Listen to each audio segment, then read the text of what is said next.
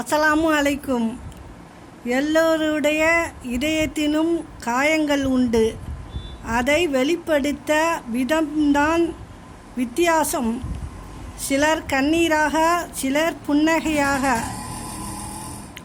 பிறரை பழிவாங்குகிற அளவுக்கு பலவீனமாக இருக்கக்கூடாது.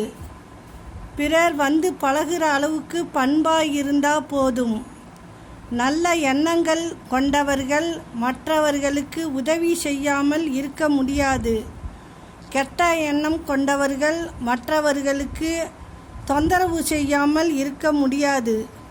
அந்த 2 பேர் நடுவில்தான் நாம் இங்கு வாழ வேண்டியதாய் இருக்கிறது.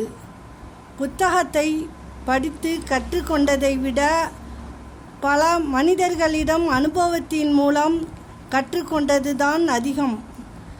ஒரு மனிதன் தன் துயர காலங்களில்தான் உண்மையான மனிதர்களை அறிகிறான்.